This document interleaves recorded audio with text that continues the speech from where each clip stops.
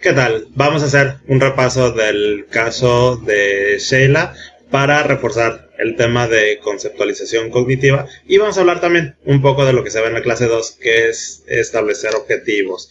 Si hacemos un rápido repaso, aquí tenemos los componentes de la conceptualización cognitiva. Lo que sí quiero resaltar es que la intención de la conceptualización cognitiva, o sea, su objetivo es una comprensión profunda y dinámica de nuestro paciente. Entonces, si nosotros lo dividimos en 6 componentes, no es para pensar en ellos de una forma aislada, sino tener en mente que todo esto se tiene que conectar y, sobre todo, que nos tiene que ayudar a comprender a nuestro paciente, digo, en términos cognitivo-conductuales, los factores subyacentes, mantenedores que originan los problemas, pero a partir de una buena comprensión es que realizamos todo lo demás.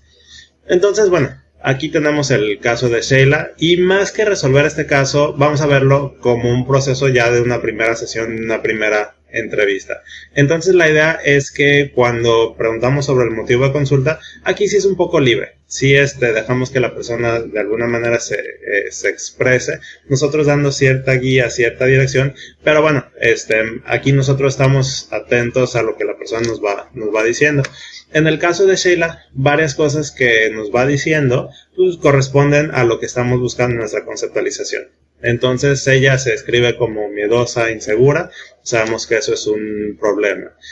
Nos refiere en este caso un disparador, es que siempre me siento, frecuentemente me siento abrumada y confundida, esto es un problema. El pedir ayuda es una estrategia, verse a sí misma como alguien débil es una creencia. Mencioné que mi mamá siempre me sobreprotegía, eso va en la historia de aprendizaje.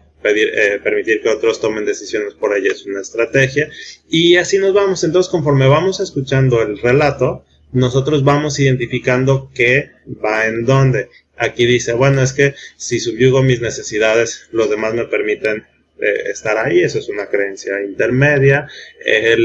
Si me expreso, se pueden molestar, eso también es una creencia intermedia. Vemos un pensamiento automático, nuevamente vemos esta estrategia. Aquí encontramos el precipitante, cuando el padrastro le insiste que se vaya a vivir por su cuenta.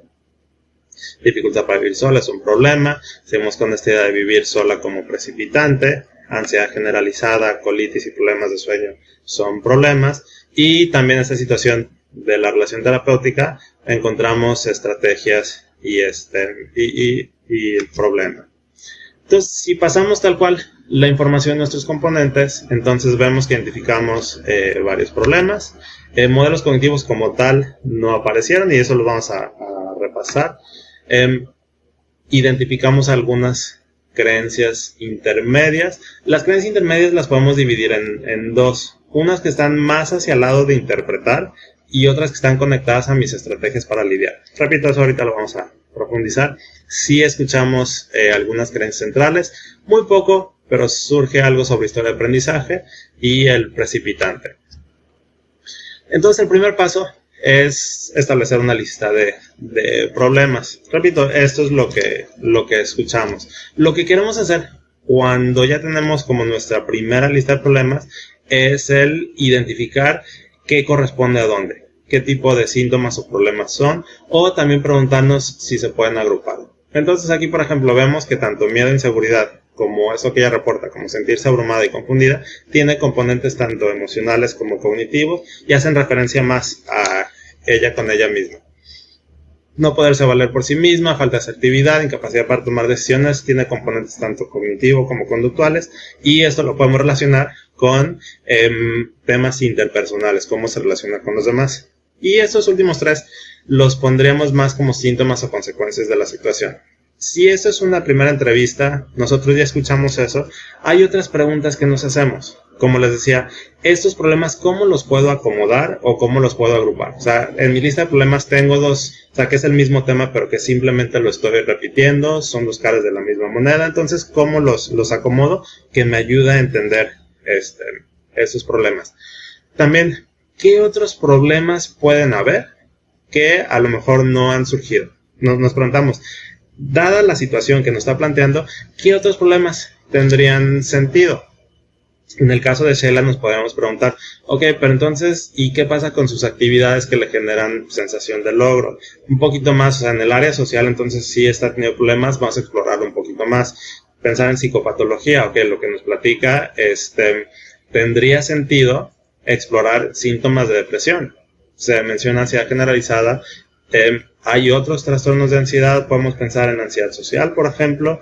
Tiene planes, tiene objetivos. Entonces, además de lo que surge, nosotros hacemos una exploración un poco más general sobre otros posibles problemas. Y aquí también un pequeño comentario, y este no es el momento de explorar el pasado, porque es muy común que en esta primera sesión, en esta primera entrevista, cuando la persona se empieza a expresar, pues que se vaya para atrás. Y es que lo que me pasó antes o que esta relación anterior, yo sí les recomendaría, ahorita no queremos, o sea, sí va a llegar el momento en el que hablemos de todas estas experiencias previas, no es momento, nos queremos enfocar en la situación actual, la situación presente. El siguiente componente es modelos cognitivos. Entonces hay que recordar que nosotros, ¿por qué queremos acomodar la información en el modelo cognitivo? Situación, pensamiento automático, emoción y conducta, para entender esos problemas y estos síntomas. Entonces queremos entender cuáles son estos mecanismos que de alguna manera nos explican por qué está presente el síntoma o qué está haciendo que cae en un círculo vicioso y se mantiene dentro del problema. Entonces, por ejemplo, vamos a pensar que Sheila se describe a sí misma, es que soy muy miedosa e insegura. ¿Sí? Miedo e inseguridad, si lo acomodamos en el modelo cognitivo, lo pondríamos aquí, pero realmente inseguridad no es una emoción como tal y tampoco es un pensamiento como tal. Entonces lo usamos como pista, pero entonces ya la entrevista es el vamos a aterrizar estas ideas, vamos a explorar y vamos a tener más claro de qué nos está hablando. Entonces nos preguntamos, si buscamos la situación, tenemos que buscar situaciones específicas. Si nos dice algo así como, es que soy muy insegura y todo me da miedo. Ah, ok. Entonces por lo que me dices, tú te describes de esa manera, pero ayúdame a entender, o sea, en qué situaciones este miedo está presente. No sé si se te ocurre algún ejemplo reciente que me ayude a entender cómo es que aparece esta inseguridad y esta emoción de miedo. Y la conducta o respuesta, no queremos tanto lo que hace en secuencia, sino realmente lo que estamos buscando es y cómo maneja tanto la emoción como el pensamiento automático. Si seguimos con la exploración, entonces vemos más elementos para hacer modelos cognitivos. Por ejemplo, aquí nos dice, bueno, es que es cierta tarea, que habría que ser más específicos. Ya tenemos de una forma más o menos general tanto la emoción como la conducta. Entonces aquí solo quedaría buscar el pensamiento automático. Repito, si nos dice algo así como es que cada vez que me piden que haga algo, como que me siento abrumado. Ok, ponme un ejemplo de qué tipo de situaciones son las que te generan esto. O qué te han pedido recientemente que te hizo sentir de esta manera. Y en situaciones así de concretas es cuando podemos identificar el pensamiento automático. Entonces, como resultado, queremos algo así. Digo, no es completo, pero es para que tengan una idea de lo que queremos lograr. Es que para cada uno de nuestros problemas identificados tengamos por lo menos 2 modelos cognitivos, distintos para entender los problemas de una forma más concreta. Entonces, por ejemplo, en el plano de miedo e inseguridad, siendo la emoción principal el miedo, queremos 2 ejemplos en donde, cuándo se activa esta emoción, cuáles son los pensamientos característicos, cómo se maneja, y así como pueden ver de cada uno. Eso también nos ayuda mucho para planear lo que sigue. Recordando los pasos de la conceptualización, después de los pensamientos automáticos vienen las creencias intermedias. Para ya tener una pista de qué intermedias son las que vamos a encontrar, nos fijamos sobre todo en la columna de pensamientos automáticos y la columna de conducta. Porque la columna de pensamientos automáticos, lo que empezamos es buscar patrones o temas en común. A fin de cuentas, la creencia intermedia, lo que queremos es que nos permita predecir pensamientos automáticos y que también nos ayude a entender las estrategias para lidiar. Por eso les digo que es pensamientos automáticos, y en la columna de conducta pues ahí vamos a encontrar la persona que hace para lidiar, para enfrentar esos problemas. Entonces, repito, algo muy, muy importante de la creencia intermedia es que nos permite predecir. Tenemos un disparador, entendemos o ya identificamos su creencia intermedia, entonces ya nosotros debemos de poder predecir qué es lo que va a suceder. Las creencias intermedias, como ahorita les vamos diciendo, hay algunas que están más hacia la interpretación y hay otras intermedias que están más conectadas con las estrategias. En el caso de Sheila, ¿qué es lo que ella explícitamente menciona? Si subyugo o hago a un lado mis necesidades, los demás me van a aceptar, me van a permitir estar con ellos. Si expreso mi opinión, en el caso de los amigos, se pueden enojar conmigo. Y como estrategias que vemos que ella hace mucho, pide mucha ayuda, que otros decidan, evitación, tratar de complacer. Y por supuesto digo que todo esto se conecta. Entonces, según mis intermedias, de ahí se desprenden mis estrategias, pero usualmente estas estrategias simplemente me atrapan en un círculo vicioso. Entonces, como les decía, nosotros queremos que las creencias tanto intermedias como centrales nos ayuden a predecir. Entonces aquí tenemos una situación incompleta, donde ella menciona que cada vez que le piden que haga una tarea, se siente abrumada y confundida y termina pidiendo ayuda. Repito, digo, si lo estamos convirtiendo en modelo cognitivo, esto se le pide una tarea, queremos ser más específicos. Como por un ejemplo, una tarea reciente que te pidieron. Pero bueno, nosotros sabiendo que una de sus creencias intermedias es, si intento, voy a fracasar, creo que ya es bastante fácil predecir cuál va a ser su pensamiento automático. Ante esa situación, no voy a poder, esto es demasiado para mí, y eso ya nos ayuda a entender el por qué se siente abrumada y por qué termina pidiendo ayuda. Entonces, como les decía, las creencias intermedias tienen que estar muy conectadas con los pensamientos automáticos, la columna de pensamientos automáticos y de conducta. Y ya el siguiente paso son las creencias centrales, que ese es, vamos a decir, como el aspecto más fundamental de la conceptualización. O sea, todo se tiene que unir desde la creencia central. En el caso de Sheila podemos identificar esas creencias, que es débil, es incapaz, los demás son más fuertes, más capaces que yo. Entonces, nuevamente, cuando regresamos a nuestros modelos cognitivos y nuestras intermedias, todo se tiene que acomodar con sus creencias centrales. Si nosotros vemos la columna de pensamientos automáticos, no va a poder, seguro decidiré mal, evidentemente está reflejando un autoconcepto de incapacidad o de inutilidad. Si su conducta es acudir hacia los demás, ¿por qué? Porque tiene la creencia que los demás son más capaces de ella, entonces esa conducta tiene sentido. El siguiente paso en la conceptualización es la historia de aprendizaje, pero nuevamente todo tiene que estar muy conectado. La historia de aprendizaje es lo que nos ayuda a entender el cómo y de dónde se formaron las creencias centrales. Digo, como lo hemos visto, todo está unido. Lista de problemas, lo convertimos a modelos cognitivos, el modelo cognitivo se conecta con las intermedias. Si yo sé la intermedia en automático, me tengo que preguntar, bueno, ¿cuáles son las centrales que me explican todo esto? Y la siguiente pregunta es, ¿y de dónde surgieron estas creencias? Nadie nace viéndose a sí mismo como débil o como inferior o como sin valía. Todo esto se aprende. Por eso nuestro modelo no es una relación directa entre la experiencia de la infancia y la psicopatología en el presente, sino son estas experiencias tempranas, formación de creencias o esquemas disfuncionales, y esto es lo que me explica el por qué los problemas del presente. En el caso de Sheila, lo único que se menciona es esto, que la mamá la percibía como débil y la sobreprotegía. Pero si ya estamos en sesión con Sheila, por supuesto que queremos explorar a profundidad este tema. ¿Se acuerdan? Hace ratito yo les decía, el pasado lo exploramos en su momento.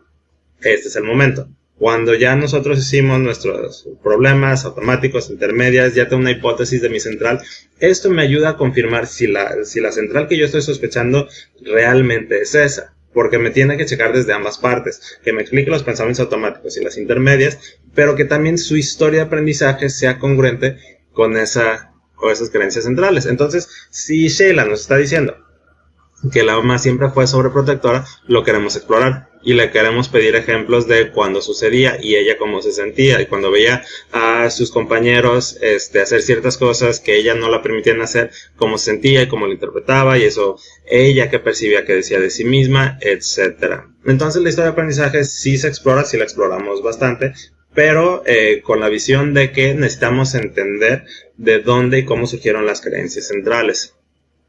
Y el sexto componente de la conceptualización es el precipitante, que en este caso, pues el padrastro presionándola para que viva sola. ¿Por qué es importante identificar el precipitante? O sea, aquí lo que nos queremos preguntar es ¿qué ha sucedido? ¿Qué hizo que se dispararan los síntomas o los problemas? O, dicho de otra manera, que se le active la creencia central. Usualmente, el precipitante, más bien dicho, antes del precipitante, lo que sucedía es que las estrategias le funcionaban. O sea, el problema no era tan grande, tan notorio, porque sus métodos para lidiar de alguna manera estaban funcionando. Entonces, en el caso de Sheila, como la mamá le seguía la corriente, resolviéndole las cosas, protegiéndola, esta creencia de soy incapaz y soy inútil, por supuesto que ahí estaba, pero no se hacía tan presente porque no había una situación en donde realmente tuviera que enfrentarse a esas situaciones. Entonces, usualmente el precipitante es alrededor del tiempo cuando las estrategias dejaron de funcionar. Pero también hay que recordar que a veces los precipitantes sí son claros, como en este caso puede ser una separación, un divorcio, la muerte de un ser querido, pero a veces es como muy sutil y muy poco a poco. Pero el caso que lo queremos entender es eso, ¿no? ¿Por qué ahorita se dispararon los síntomas? Entonces, haciendo un rápido resumen, yo les decía desde el principio que la intención de la conceptualización es entender a nuestro paciente. Ese es el fin último. Si lo separamos en 6 pasos, es de alguna manera como para hacerlo un poquito más sistemático, pero queremos mantener todo claro y unido para poder entender a nuestro paciente, y eso nos va a dar la pauta de cómo actuar o cómo manejar ciertas situaciones. Les voy a poner un ejemplo, seguimos con el caso de Sheila, respecto a la relación terapéutica. Entonces, la relación entre la relación terapéutica y la conceptualización cognitiva. Nosotros en el relato vemos que sí hubo un componente relevante para la relación terapéutica, en donde Sheila tenía buena actitud, pero se mostraba muy complaciente, con muy poca iniciativa y que quería dejarle al terapeuta todas las decisiones. ¿Sí? Entonces nosotros seguimos el mismo proceso de la conceptualización. Entonces identificamos aquí el problema y vamos a llamarla así. Es una paciente muy pasiva. Nosotros, en vez de etiquetar negativamente, decir realmente no quiere cambiar, no le está echando ganas, es resistente, nosotros no hacemos nada de eso. Nosotros nos preguntamos cómo entender esta conducta, porque lo más probable, lo más normal es que estas mismas creencias y estrategias que está aplicando por todos lados, pues también lo está trayendo a la terapia. Entonces, si el problema es la pasividad de la paciente, tenemos que ser específicos e identificar algo como más claro que se desprende de ahí. Entonces vamos a pensar en esa situación en donde cuando le pedimos que establezca objetivos, ya sea para la semana, para la terapia, ella responde con ansiedad y termina diciéndonos, no, usted dígame qué sería lo más recomendable. Con lo que ya sabemos de Sheila, no es difícil entender el por qué reacciona de esta manera. O sea, si su creencia es soy inútil, los demás son más capaces, intento hacer las cosas, me salen mal, pues eso también aplica al contexto terapéutico. Entonces nosotros, en vez de o frustrarnos o insistir o algo del estilo, lo conceptualizamos y el cómo manejarlo parte de esta misma comprensión. También quiero comentar brevemente el siguiente componente, lo que se ve en la clase 2, que es establecer objetivos. Y vamos a continuar con Sheila, hacer un ejemplo rápido de cómo comenzaría este proceso con ella. Cuando nosotros establecemos los objetivos, por un lado ya tenemos que tener un panorama muy claro de la situación, ¿sí? Por eso lo dejamos más o menos como después de la conceptualización, porque hasta entonces ya entendemos mejor cuáles son los problemas y qué lo está generando y manteniendo. Entonces, cuando establecemos objetivos, a grandes rasgos tenemos como 2 áreas. Uno es tomar lo que está en la lista de problemas y convertirlo en objetivo, pero nosotros también queremos pensar en calidad de vida, ¿sí? ¿Qué necesita el paciente o la paciente para tener una vida satisfactoria, una vida rica, una vida plena? ¿Sí? Entonces no se trata únicamente de eliminar los problemas, sino también queremos este componente de mejorar calidad de vida. Entonces la lista que habíamos hecho para Sheila, tomamos los problemas y simplemente los convertimos a objetivos. Si se siente insegura, que sea más segura. Si se siente abrumada y confundida, que maneje mejor sus emociones. Es que no me puedo valer por mí misma, ok, eso también entra en ser más segura, poder tomar sus decisiones, ser asertiva, no depender de los demás. Aquí ya están un poquito agrupados, no es uno a uno, pero más o menos la idea de que cualquier problema que nosotros veamos tiene su contraparte a nivel objetivo. Pero como ustedes seguramente ya lo están pensando, estos objetivos siguen estando muy generales. Entonces nosotros queremos tomar cada uno de estos objetivos y operacionalizarlos, como vieron en el video, utilizando nuestra guía SMART. Entonces, si ella dice, es que me gustaría ser más segura, ok, entonces una muy buena pregunta, llevarlo a lo conductual, es, vamos a imaginar que ya lo logramos. Si tú tuvieras esa seguridad, ¿qué estarías haciendo diferente? ¿Sí? Y vamos a suponer que a lo mejor ella nos dice algo como sería un poquito como más sociable, conocería más gente, le pondría más atención a mi arreglo personal, no me pondría tan nerviosa en ciertas situaciones. Entonces aquí vemos que algunos ya son como mucho más claros y específicos, digo, como vemos en nuestro modelo SMART. Entonces el que conozca más gente, ponerle más atención a su aspecto personal, pues eso ya está más concreto. Si nos dice algo como no me pondría tan nerviosa, pues eso realmente lo que está hablando es manejar mejor mis emociones. Eso todavía no está lo suficientemente claro y aterrizado, entonces nos pasamos y aquí lo tengo como el tercer punto. Entonces, ¿qué sería manejar mejor tus emociones? Y aquí sí le metemos un poquito, obviamente, de nuestra experiencia y conocimiento. Entonces, vamos a suponer que ella dice, es que cuando me pongo ansiosa siento que me rebasa y no puedo pensar y me choca sentirme así. Ok, entonces a lo mejor lo operacionalizamos como entonces lo que tenemos que hacer es, ante la presencia de alguna emoción, poderlas aceptar, que aunque esté la emoción ahí, que no interfiera con mi conducta, con lo que estoy haciendo, y tener habilidades para que estas emociones no crezcan y crezcan. ¿Sí? Entonces, bueno, entonces creo que ya me cacharon cuál es la idea. Entonces nosotros vamos repasando nuestra lista de objetivos y los vamos aterrizando, los vamos operacionalizando. Y ya, un último comentario. Hay que recordar nuestros principios. Hay que ser colaborativos y socráticos. ¿Y esto qué quiere decir? Nosotros en absoluto vamos a imponer, ya sea o problemas, objetivos. Nosotros no vamos a afirmar. Colaborativamente vamos a ir decidiendo y vamos a ir descifrando todos estos componentes. A lo mejor, ok, yo me adelanto un poco en lo que podrían ser las creencias del paciente o la paciente. ¿Sí? Pero colaborativamente y socráticamente vamos a o confirmar o modificar esas sospechas. O sea, lo que yo genero es una hipótesis, ¿sí? Entonces, no, es que por lo que escucho, yo pensaría que en el fondo tiendes a verte a ti misma como si no fueras tan capaz como otras personas, ¿sí? Pero a ver, tú dime, o sea, ¿tú qué opinas? ¿Te suena? ¿Te checa? ¿No te checa? Sí, sí me checa. ¿Por qué sí te checa? No, eso como que no siento que es el problema. Ah, ok, ¿por qué no? Platícame. ¿Sí? Entonces lo estamos haciendo colaborativo. Y aunque ya vimos que si exploramos el pasado y la infancia, también hay que recordar que nuestro trabajo no es catarsis. Nuestro trabajo no es que suelte las cosas o que desahogue. Tenemos que mantenernos orientados al presente y ser muy claros respecto a logros palpables. Y eso a fin de cuentas la gente lo acepta bastante bien. Pero bueno, entonces este es como un rápido repaso de este tema de conceptualización y espero les haya sido útil.